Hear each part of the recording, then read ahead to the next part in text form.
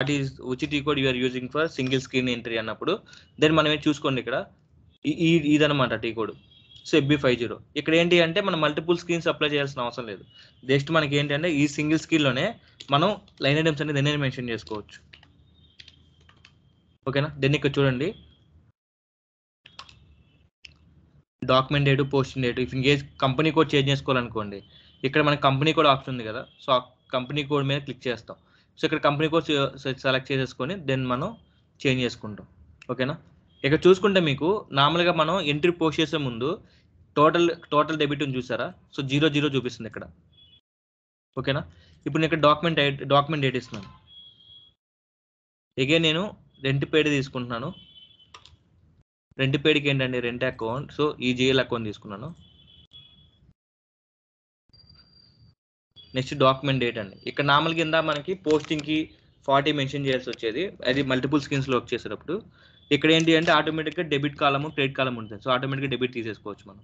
ఇక్కడ ఏ పోస్టింగ్కి యూజ్ చేసిన అవసరం లేదు. ఇప్పుడు అమౌంట్ ఏంటండి 3000 తీసుకుంటాను అమౌంట్. ఓకేనా. దెన్ ఇక్కడ చూడండి రిక్వైర్డ్ ఫీల్డ్స్ ఏవైతే ఉందో సో అవన్నీ కూడా మెన్షన్ చేస్తున్నాను. ఓకే.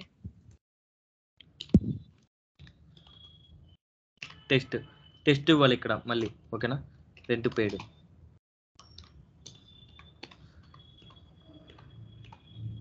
తర్వాత బిజినెస్ ఏరియా. ఒకవేళ మనకి గుర్తులేదనుకోండి ఏదైనా సరే మనం F4 క్లిక్ చేయొచ్చు ఆ కాలంలోకి వెళ్ళి. ఓకేనా. సో నేను మ్యాక్స్ రిక్వైర్డ్ ఫీల్డ్స్ అని ఇచ్చేసాను. దీని ఇప్పుడు నెక్స్ట్ మనకి ఏంటంటే క్రెడిట్ యొక్క సంబంధించి ట్రాన్సాక్షన్ ఇస్తాం, క్రెడిట్కి సంబంధించి. ఓకేనా. సో F4లోకి వెళ్తాను. నాకు తెలియదు అనమాట GL నెంబరు, ఎక్సెల్ షీట్లో తీసుకోవచ్చు మనం. దీని ఇక్కడ చూడండి SBI బ్యాంక్ ఉంది, సో ఈ GL అకౌంట్ తీసుకున్నాను.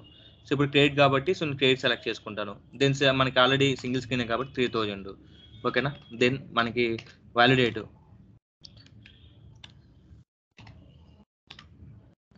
సో ఇలా రిక్వైర్డ్ ఫీల్డ్స్ అన్నీ కూడా మెన్షన్ చేసుకుంటాం.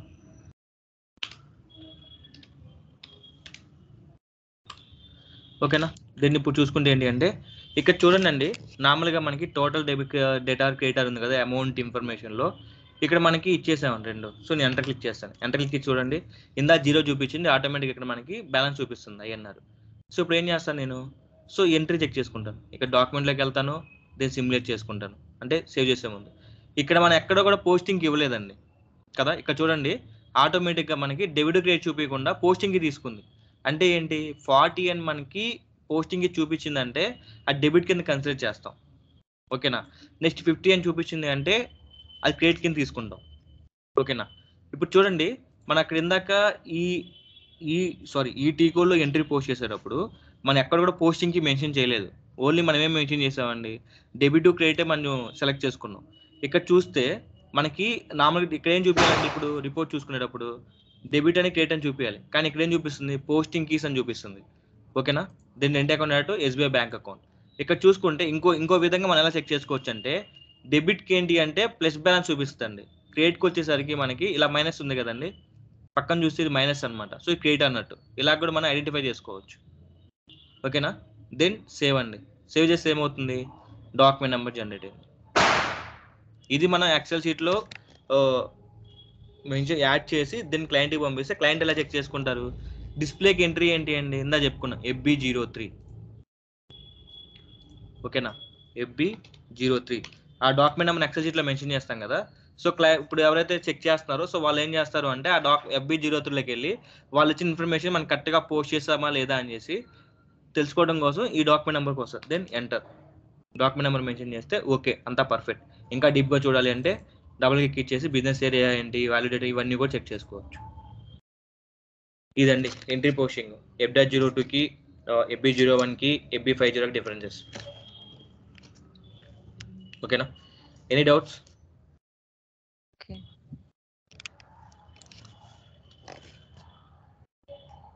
లైక్ ఎలాగొస్తుంది మనకి ఎక్సెల్ ఫార్మేట్లోనే వస్తుందండి ఇలాగ ఇన్ఫర్మేషన్ అనేది. ఓకేనా. ఈచ్ అండ్ ఎవ్రీథింగ్ మనకి ఎక్సెల్ ఫార్మేట్లోనే వస్తుంది బై అవుట్లుక్ ద్వారా. ఓకేనా. ఓకే. ఏమైనా డౌట్స్ ఉన్నాయా guys? Please raise your doubts.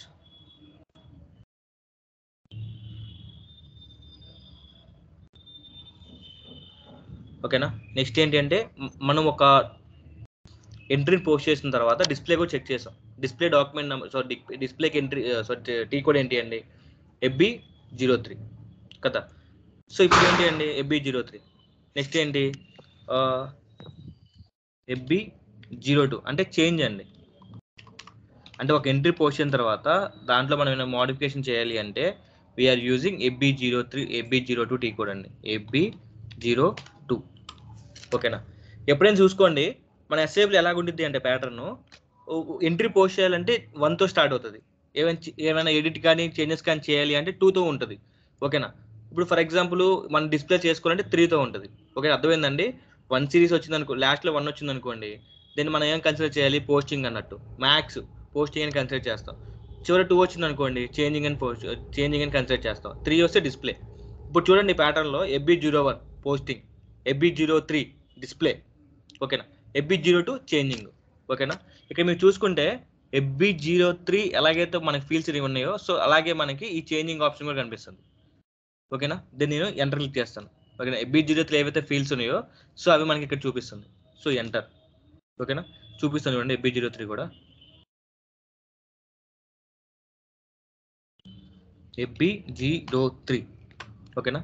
ఇక్కడ నేను మళ్ళీ ఎంటర్ చేస్తాను. ఇక్కడ ఏంటి అంటే చూసుకుంటే మనకు ఎటువంటి ఆప్షన్ లేదండి చేంజ్ చేసే ఆప్షన్. చూడండి అంతా కూడా మనకి క్లోజ్ అయ్యి చూపిస్తుంది. ఓకేనా. ఇక్కడ మనం చూసుకుంటే నేను డబుల్ క్లిక్ ఇస్తాను FB02లో. ఇక్కడ చూడండి మనకి ఓపెన్లో చూపిస్తుంది. అంటే FB03 అనేది ఓన్లీ మనకి విజిబుల్ డిస్ప్లే పర్పస్ కోసమే. మనం అక్కడ ఏమీ చేంజెస్ చేయలేము. కానీ FB02లో ఏంటంటే మనం చేంజెస్ చేసుకోవచ్చు. అది కూడా ఏంటి, ఒకసారి క్రియేట్ అయిపోయిన తర్వాత ఒకసారి పోస్ట్ చేసిన తర్వాత GL అకౌంట్ నెంబర్ని మనం చేంజ్ చేయలేము. దెన్ మన కంపెనీ కోడ్ కూడా చేంజ్ చేయలేము, అమౌంట్ కూడా చేంజ్ చేయలేము, బిజినెస్ ఏరియా కూడా చేంజ్ చేయలేము. ఓన్లీ ఏం చేంజ్ చేయగలుగుతాము, టెక్స్ట్, అసైన్మెంట్స్ కానీ ఇక్కడ ఏవైతే మనకి 3 కనిపిస్తున్నాయండి ఓపెన్లో, సో వీటి వరకు మాత్రమే మనం చేయగలుగుతాం. ఓకేనా. సో ఇప్పుడు రెంట్ ఇచ్చాను. సో నేను ఏం చేస్తున్నాను, బ్యాక్ వచ్చేసి అగైన్ నేను ఏం చేస్తాను, ఇప్పుడు డెబిట్లో కూడా రిమూవ్ చేసేసి దెన్ సేవ్ చేస్తాను. ఓకేనా. Then enter. చూడండి ఇప్పుడు ఆటోమేటిక్గా మనకి చేంజెస్ వచ్చిందా లేదా. సో ఇదండి, ఇలా మనం ఎంట్రీ చేంజ్ చేయటం కానీ డిస్ప్లే చేయటం కానీ చేస్తాం. ఓకేనా. Any doubts?